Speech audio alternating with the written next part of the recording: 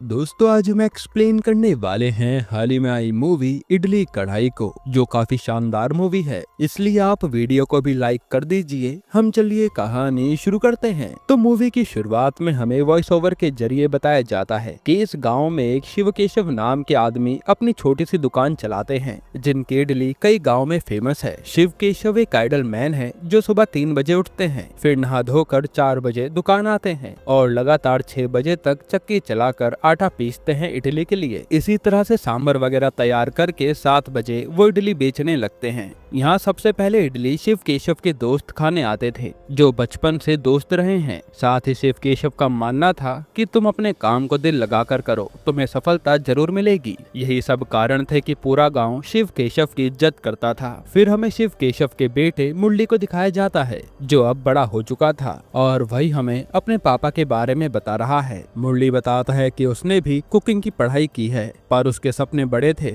इसलिए उसे अपने पापा के नाम पर कई सारी इडली की ब्रांच खोलनी थी, जिससे ये लोग खूब पैसा कमा सके। इसलिए एक बार मुरली अपने पापा के लिए आटा पीसने वाली मशीन लाता है, जिसकी इडली बनाकर शिव केशव को अपनेपन का स्वाद नहीं आता और वो कहते हैं कि इसमें वो वाली बात नहीं जो मैं अपने हाथ से पीस कर बना पाता हूँ। फिर कुछ समय बाद मुरली अपने पिता से कई सारी जगह पर इडली की दुकान खोलने की इच्छा जाहिर करता है, पर शिव केशव मना कर देते हैं कि मैं हर दुकान पर जाकर इडली नहीं बना पाऊंगा और लोगों को अच्छा इडली सांभर नहीं मिला तो मेरा नाम खराब होगा। जिस पर मुरली कहता है कि हम बस कुक रख लेंगे, उसकी टेंशन आप मत लो। लेकिन शिव केशव मना कर देता है कि मैं इडली अपने शौक से बनाता हूँ, ज्यादा पैसा कमाने के लिए नहीं। तब मुरली कहता है कि इससे अच्छा तो मैं शहर ही चला जाता, क्योंकि मुझे अपने करियर के बारे में सोचना है, जिसके बारे में मुरली कई बार अपने पापा से कहता है। तो अपने बेटे की जिद देखकर वो मान ही जाते हैं। फिर जब मुरली बस से जा रहा होता है तो शिव केशव कहते हैं कि बेटा, भले ही तुझे मेरी बात समझ नहीं आ रही, पर उस दुकान में मेरी जान बसती है। अगर मुझे कभी कुछ हुआ भी ना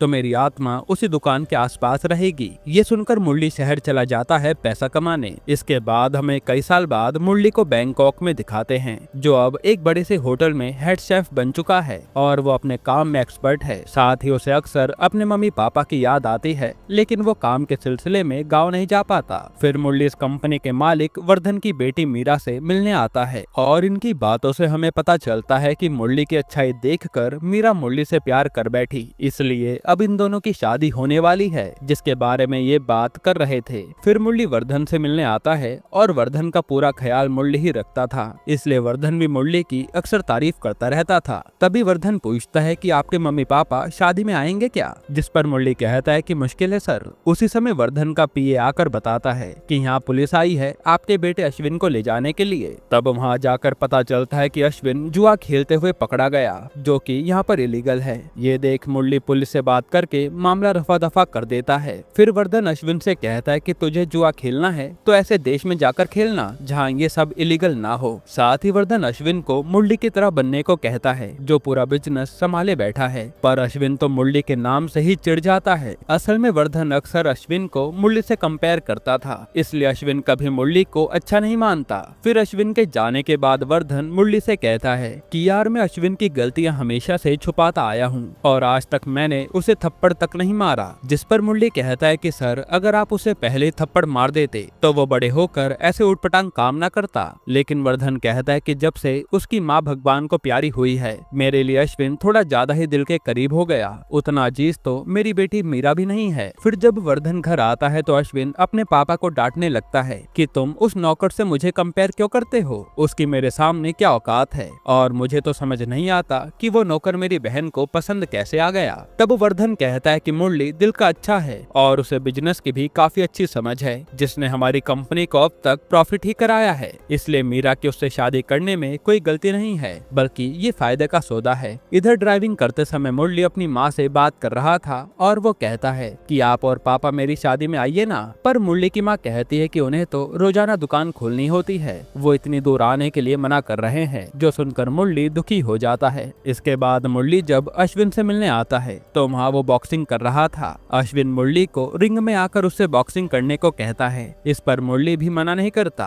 क्योंकि उसे अपने बॉस को मना करना आता नहीं था। फिर यहाँ अश्विन मुरली को अच्छे से धोता है और मुरली कुछ कहता भी नहीं। फिर उसे पीटने के बाद अश्विन मुरली को साथ लेकर एक जगह आता है, जहाँ उसे एक आदमी से से पैसे लेने थे। तब यहाँ अश्विन उस आदमी को खूब मारता है क्योंकि जुए में हारने के बाद इसी आदमी ने पुलिस को अश्विन के बारे में बताया था। ये देखकर मुरली हैरान था कि अश्विन इतने बड़े बिजनेसमैन का बेटा होने के बावजूद ऐसे गुंडों से लड़ता झगड़ता है। खैर, अब अगले दिन मुरली और मीरा की शादी से पहले एक पार्टी रखी जाती है। तभी मुरली पर उसकी माँ का फोन आता है जो बताती है कि बेटा तुम्हारे पापा इस दुनिया में नहीं रहे। ये सुनकर तो मुरली के पैरों तले जमीन खिसक जाती है। फिर जब मुरली ये बात वर्धन को बताता है तो वर्धन कहता है कि तुम अपने पापा का अंतिम संस्कार करके आ जाओ और हम ये शादी पोस्टपोन नहीं कर सकते क्योंकि सारे बड़े बड़े लोगों को इनविटेशन जा चुका है, इसलिए अगले हफ्ते हमें ये शादी करनी ही पड़ेगी। तब मुरली भी टेंशन में समझ नहीं पाता कि वो क्या कहे और वो इंडिया जाने के लिए एयरपोर्ट पर आता है। वहीं उसे उसकी कंपनी का आदमी रामराज मिलता है जिसे मीरा ने मुरली के साथ उसके गाँव जाने को कहा था क्योंकि रामराज भी उसी के गाँव के आसपास रहता था और असल में रामराज का काम था कि वो मुरली को अंतिम संस्कार के बाद वापस बैंकॉक ले आए। फिर इंडिया आते समय मुरली अपने पापा को याद करता है और रामराज से बताता है कि मेरे पापा मेरे हीरो थे। इधर गांव में हर कोई शिव केशव के जाने से दुखी था। वहीं उस एरिया का पुलिस वाला सबसे कह रहा था कि इनका बेटा कब आएगा, जल्दी से हमें अंतिम संस्कार करना है। उसी समय वहाँ मुरली आता है और अपनी माँ को पकड़कर खूब रोता है। फिर अंतिम संस्कार के बाद वहाँ मुन्ना नाम का आदमी आता है जो इसी गाँव का था और वो मुरली को दिलासा देता है। तभी वहाँ मुरली की माँ को एक दादी बताती है कि तुम्हारे घर में एक गाय ने बछड़े को जन्म दिया है जो हो ना हो शिव केशव ही है। ये सुनकर मुरली की माँ बछड़े का ध्यान रखने लगती है और उसका नाम शिवम रखती हैं। पर हम उन्हें देखकर समझ पाते हैं कि अपने पति के जाने से वो पूरी तरह टूट चुकी हैं। फिर रात के समय वहाँ कल्याणी नाम की लड़की आती है जो इन्हीं के पड़ोस में रहती थी और ये मुरली की माँ के बेहद करीब थी। वो कहती है कि माँ जी आप टेंशन मत लो, घर का सारा काम मैं देख लूंगी। फिर इनका खाना बनाकर जब कल्याणी जाने लगती है तो मुरली से कहती है कि माँ को खाना खिलाकर उन्हें बीपी की दवाई खिला देना वरना उनकी तबीयत बिगड़ जाएगी। फिर जाते जाते कल्याणी बड़बड़ाती भी है कि माँ बाप यहाँ अकेले रहे और ये आदमी विदेश कमाने गया, पता नहीं कैसा लड़का है ये। खैर, अब जैसे तैसे मुरली अपनी माँ को खाना खिलाता है। इधर रामराज जो कि मुरली के पड़ोस वाले गाँव में रहता था वो अपनी फैमिली से मिलने आता है जिन्हें देखकर वो बहुत खुश हो जाते हैं। फिर जैसे वो अपनी माँ के पास आता है तो रामराज की माँ तो उसे पहचान ही नहीं पाती, जिस पर रामराज की बीवी कहती है कि इनकी याददाश्त अब जा चुकी है इसलिए वो आपको नहीं पहचान रही। ये देखकर रामराज बहुत दुखी होता है। इधर मीरा मुरली से कॉल पर बात कर रही थी और वो अब भी कहती है कि तुम शादी के लिए टाइम पर आ जाना, जिस पर मुरली जवाब नहीं देता। तभी उसकी माँ भागते हुए आती है और कहती है कि मुझे दुकान पर जाना है। तब मुरली अपनी माँ को पापा के दुकान पर लाता है और यहाँ उसकी माँ अपने पति के साथ बिताए पलों को याद करने लगती है। यहाँ से सीन पास्ट में जाता है जब शिव केशव ने मुरली की माँ से शादी की थी। तब उस दौरान ये काफी अच्छे से रहते थे और शिव केशव अपनी बीवी को जरा सी भी कमी होने नहीं देता था। फिर शिव केशव ने इसी दौरान अपनी माँ से इडली सांभर बनाना सीखा था और अपनी बीवी से कहा कि क्यों ना मैं इडली सांभर की दुकान बस स्टैंड के पास लगा लूं। जिसके बाद इन दोनों ने मिलकर ये दुकान बनाई और शिव केशव ने अपनी मेहनत से ये दुकान को फेमस कर दिया। खैर, अब प्रेजेंट में मुरली अपनी माँ के साथ वापस घर आता है और ये दोनों सोने चले जाते हैं। फिर अगले दिन जब कल्याणी माँ को उठाने आती है तो देखती है कि माँ हिल नहीं रही। ये देखकर मुरली के भी होश उड़ जाते हैं कि पहले पापा और अब माँ दोनों उसे छोड़कर जा चुके हैं। इधर वर्धन को भी मीरा बता देती है कि उसकी माँ भी चल बसी, जिससे वर्धन भी उदास हो जाता है। पर वो मीरा से कहता है कि टेंशन मत लो, इससे तुम्हारी शादी पर असर नहीं पड़ेगा। वहीं यहाँ मुरली पूरी तरह से अकेला पड़ गया था और वो अपनी माँ और पापा को ही याद कर रहा था। फिर जब मुरली शिवम को पकड़ने आता है तो शिवम उससे दूर भाग जाता है। अब अगले दिन मुरली पर मीरा का फोन आता है जो कहती है कि तुम्हारे लिए मैं हूँ ना, तुम अकेले नहीं हो, इसलिए जैसे फ्री हो जाओ यहाँ आ जाना। तभी मुरली के घर से कल्याणी खाना बनाकर जा रही होती है, जिस पर मुरली उसका धन्यवाद कहता है। तब कल्याणी कहती है कि आपकी माँ ने ही मुझे कहा था कि अगर उन्हें कुछ भी हो जाए तो मैं आपका ख्याल रखूं, जो सुनकर मुरली उदास हो जाता है। इधर मीरा रामराज को कॉल करके कहती है कि कैसे भी करके मुरली को कन्विंस करो और उसे यहाँ शादी के लिए ले आओ क्योंकि डेट नजदीक आ रही है। तब मीरा के पास अश्विन आकर कहता है कि तुम मुरली के पीछे क्यों पागल हो, पर मीरा कहती है कि मैं उससे प्यार करती हूँ, जिस पर अश्विन कहता है कि फिर मैं उसे यहाँ पर ले आऊंगा। फिर हम मुरली के पास मुन्ना को देखते हैं जो उसे कह रहा था कि आपके पापा की दुकान अब वैसे भी वेस्ट हो रही है, आप तो विदेश चले जाएंगे, तो क्यों ना मैं उस दुकान को खरीद लूं, इससे आपके पापा की दुकान चलती रहेगी। जिस पर मुरली मान जाता है और कल पंचायत के सामने मुन्ना को दुकान के पेपर पर साइन करने करने के लिए कहता है।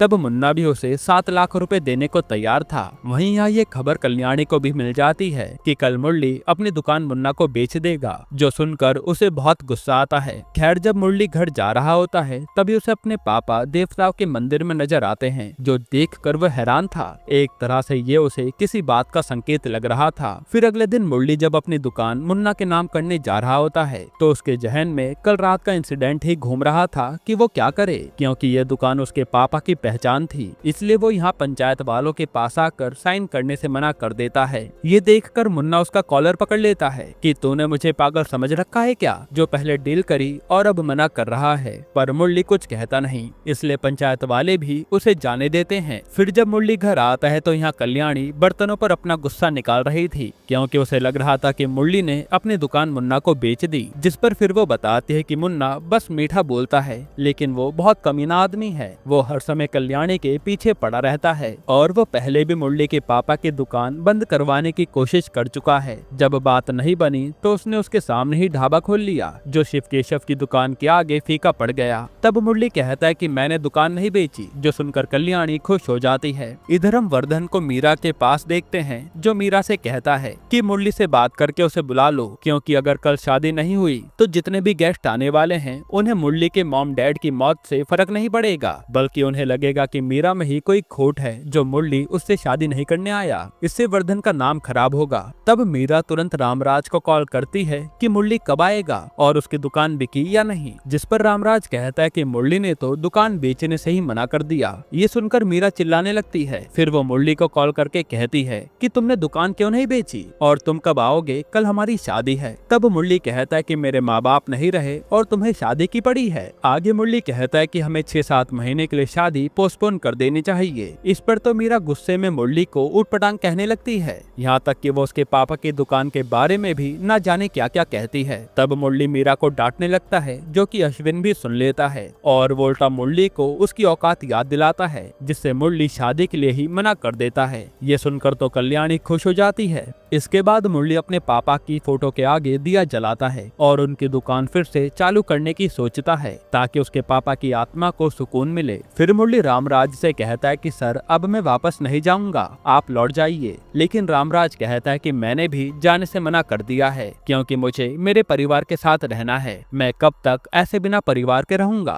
फिर जब मुरली कल्याणी के साथ होता है तो वो शिवम को पकड़ने की कोशिश करता है, लेकिन शिवम उसके पास नहीं आता। ये देख मुरली पूछता है कि ये मेरे पास क्यों नहीं आता, जिस पर कल्याणी कहते कि शायद ये तुमसे खुश नहीं है। जिस दिन ये तुम्हारे पास आ गया तो समझ जाना ये खुश हो गया। फिर मुरली रामराज के साथ होता है तो रामराज पूछता है कि ये लड़की कल्याणी हमेशा तुम्हारे साथ क्यों होती है, जिस पर मुरली कहता है कि हम बचपन से लवर्स थे, लेकिन बड़े होने के बाद मैं तो शहर चला गया और ये मेरे परिवार के साथ ही रहने लगी। हालांकि उसकी माँ भी पास में ही रहती है। इसके बाद मुरली आज मार्केट से सांभर बनाने के लिए सब्जी लेता है और अगली सुबह से अपने पापा की तरह सुबह 3 बजे उठकर इडली सांभर बनाने जाता है। लेकिन यहाँ सबसे बड़ी प्रॉब्लम ये थी कि मुरली को हाथ से चक्की चलाकर आटा पीसना था। तब मुरली आटा पीसना शुरू करता है, लेकिन 5 मिनट में ही उसकी हालत खराब हो जाती है। वो सोचता है कि मेरे पापा पता नहीं लगातार 2 घंटे तक चक्की कैसे चलाते थे और मैं ये कैसे करूँगा। तभी वहाँ कल्याणी आती है और वो भी थोड़ी देर चक्की चलाकर थक जाती है। हालांकि ये दोनों मिलकर आज जैसे तैसे इडली सांभर बनाते हैं, जिसमें दोनों की ही हालत खराब हो गई थी। फिर शिव केशव का दोस्त आकर मुरली की बनाई इडली ट्राई करता है तो उन्हें कुछ कमी लग रही थी, जो सुनकर मुरली उदास हो जाता है कि आखिर मैं पापा के हाथ जैसे इडली कैसे बना पाऊंगा।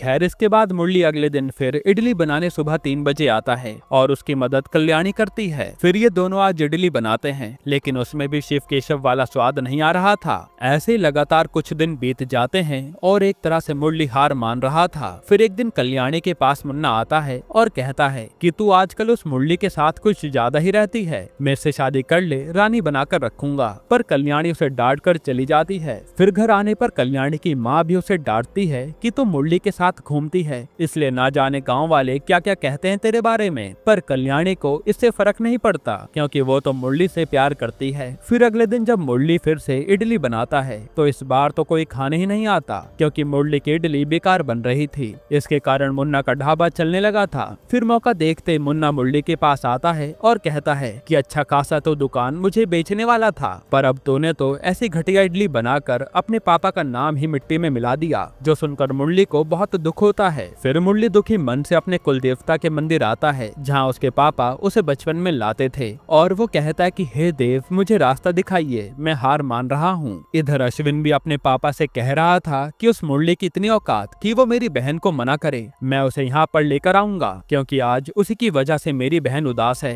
फिर जब मुरली रात को सो रहा होता है तो उसके सपने में उसके पापा आते हैं, जो उसे कहते हैं कि तेरी दादी से मैंने ये सांभर इडली बनाना सीखा और तू मेरे नक्शे कदम पर चल रहा है, इसलिए ज्यादा टेंशन मत ले, अपने हाथ से इस बार ट्राई करना, सब काम हो जाएगा, क्योंकि हमारे हाथ में ही स्वाद है। जो सुनते ही मुरली जाग जाता है और उसके सामने शिवम खड़ा था, जो इस बार मुरली से दूर नहीं भागता। ये देख मुरली को यकीन हो जाता है कि शायद उसके पापा उसे राह दिखा रहे हैं। अब अगले दिन मुरली फिर 3 बजे उठता है और बिल्कुल अपने पापा की तरह पूजा पाठ करके उन्हीं के स्टाइल में तैयार होकर अपनी दुकान पर आता है, जहाँ कल्याणी और रामराज उसे देखकर चौंक जाते हैं। फिर मुरली बिना किसी की मदद से ये सारा खाना खुद तैयार करता है, और जब आज शिव केशव का दोस्त खाना खाने आता है तो उनकी आंखों में आंसू आ जाते हैं, क्योंकि ये इडली सांभर बिल्कुल शिव केशव की तरह बने थे। ये देखकर सब खुश हो जाते हैं। अब मुरली खुश हो ही रहा था कि तभी वहाँ अश्विन आता है, जो मुरली से कहता है कि तू मेरे साथ बैंकॉक चलेगा, क्योंकि मेरी बहन तुझे चाहती है। लेकिन मुरली मना कर देता है, जिस पर अश्विन तो मुरली को मारने लगता है, यहाँ तक कि वो उसके पापा की दुकान का बोर्ड भी उठाकर फेंक देता है। ये देख मुरली को गुस्सा आता है कि उसके पापा की दुकान को हाथ कैसे लगाया, और फिर वो अश्विन को बहुत बुरी तरह मारता है, जो देख सब हैरान थे। फिर अश्विन के आदमी जैसे तैसे अश्विन को हॉस्पिटल पहुंचा देते हैं, और ये सब करने के बाद अश्विन को एकदम से अपने पापा की बात याद आती है कि कैसे वो गांव के बड़े बड़े झगड़े बिना मारपीट के सुलझा देते थे, इसलिए आज हाथ उठाकर मुरली पछता रहा था। तब रामराज उसे कहता है कि वो अश्विन अब हमसे बदला लेने जरूर आएगा,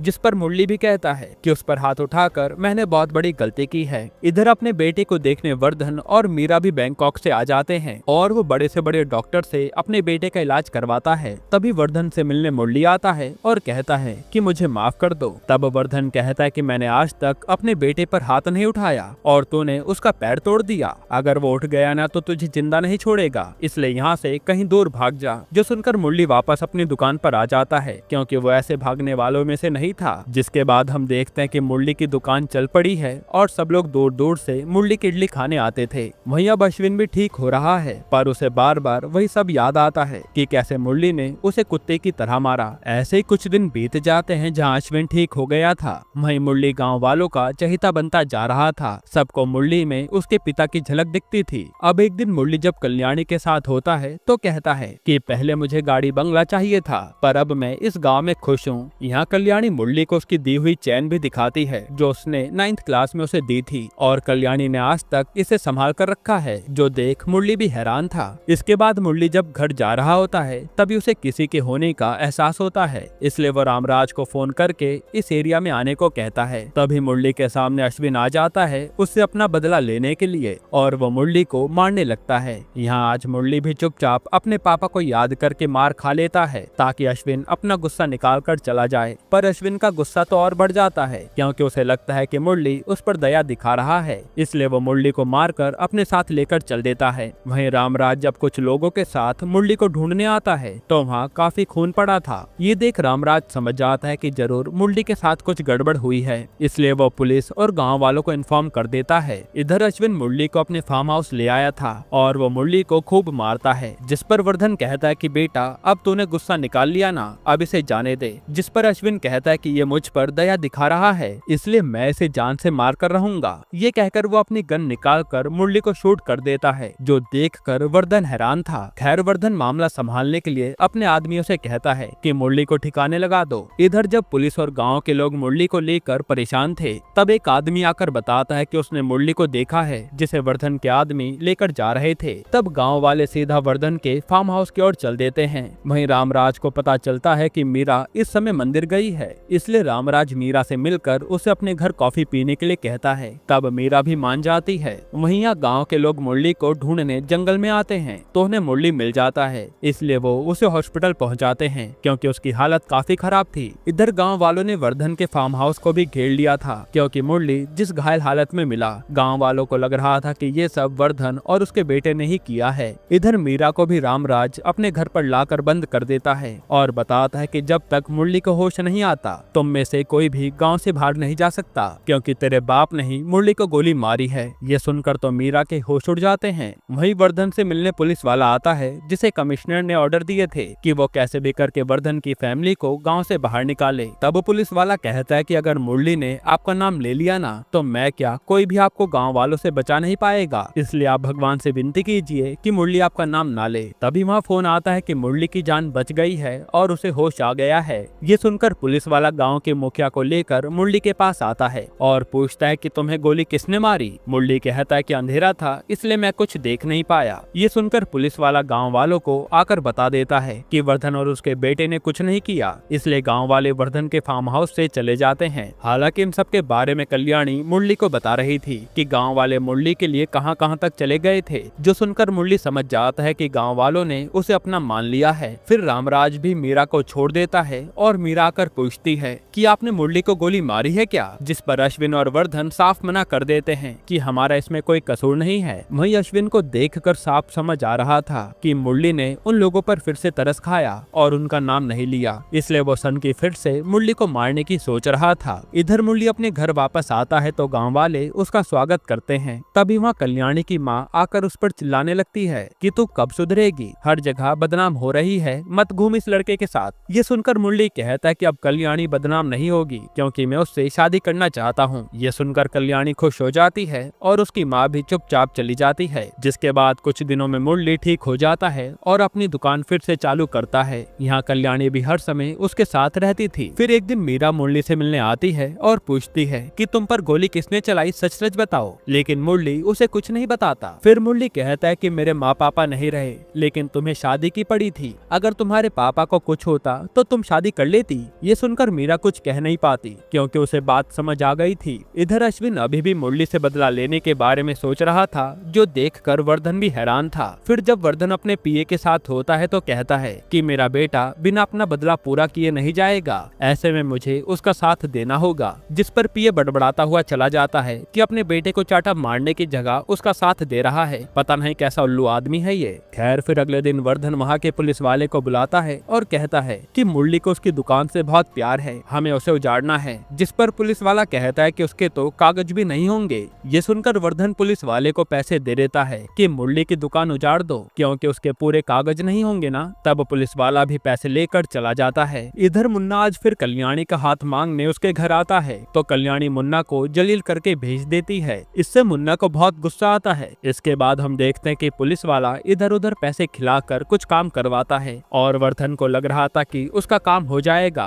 और जल्द ही मुरली की दुकान उजड़ जाएगी। फिर जब अश्विन के पास पुलिस वाला आता है तो बताता है कि मैंने मुरली की दुकान के सारे कागज चेक कर लिए, वो तो पूरे हैं। ये सुनकर अश्विन तो पुलिस वाले का गला पकड़ लेता है लेकिन फिर पुलिस के डर से वो उसे कुछ कह नहीं पाता। तब बाहर आकर कांस्टेबल पूछता है कि सर आपने उस मुरली का साथ क्यों दे दिया। जिस पर पुलिस वाला बताता है कि जो पैसे इन्होंने दिए थे ना उससे मैंने मुरली की दुकान के पक्के कागज बनवा दिए क्योंकि मुरली के पापा मुझे हमेशा फ्री में अपनी दुकान से इडली खिलाते थे। इधर गुस्से में मुन्ना खूब शराब पीता है और फिर वो मुरली को मारने उसके घर आ जाता है, पर मुरली तो अभी तक घर नहीं आया था। ये देख गुस्से में मुन्ना शिवम को मारने वाला था। तभी यह मौके पर मुरली आकर शिवम को बचाता है और मुन्ना को बुरी तरह मारता है। इधर अश्विन अपने पापा से कहता है कि पापा चलो हम बैंकॉक चलते हैं, मुझे अब बदला नहीं लेना, बस मैं एक काम निपटा के आता हूँ। ये सुनकर वर्धन तुरंत टिकट करवा देता है। जिसके बाद यहाँ तो मुरली मुन्ना को पीट रहा था, वहीं अश्विन आकर मुरली की दुकान को आग लगा देता है और जब रामराज उसे रोकने आता है तो अश्विन उसे भी मारता है। फिर ये सब जब मुरली को पता चलता है तो वो जल्दी से अपनी दुकान पर आता है और ये सब देखकर उसके पैरों तले जमीन खिसक जाती है। ये देख रामराज सीधा मीरा को फोन करके कोसने लगता है कि उस बेचारे की दुकान तुम्हारे भाई ने जला दी। ये सुनकर तो मीरा आकर अश्विन को मारती है और वर्धन भी कुछ कहता नहीं। तब मीरा कहते है कि जरूर तुमने ही मुरली को गोली मारी होगी, पर उस बेचारे ने किसी का नाम नहीं लिया। ये कहकर वो बंदूक निकालती है और खुद पर बंदूक तान देती है कि मुझे आप लोगों के साथ रहना ही नहीं है। ये देख वर्धन तो अपने बेटे को रोकता है लेकिन अश्विन मीरा को ही कहता है कि तेरा मरना ही अच्छा है जो तू उस 2 कौड़ी के आदमी से प्यार कर बैठी। ये सुनकर वर्धन को गुस्सा आता है और वो आज पहली बार अश्विन के चाटा मारता है क्योंकि वो अपनी बहन से ऐसे बात कर रहा था। अब यहाँ एक चाटे में ही अश्विन शांत हो जाता है। इधर मुरली अपनी दुकान की ऐसी हालत देखकर अपने पापा को याद कर रहा था। तब कल्याणी कहती है कि कोई बात नहीं, हम फिर से दुकान बना लेंगे। फिर अगले दिन से से ये दोनों मिलकर इस दुकान को बनाने लगते हैं, ठीक उसी तरह से जैसे उसके मम्मी पापा ने ये दुकान बनाई थी। फिर दुकान बनाने के बाद वहाँ वर्धन, अश्विन और मीरा के साथ आता है और अश्विन से माफी मांगने के लिए कहता है, क्योंकि अब ये लोग बैंकॉक जा रहे थे।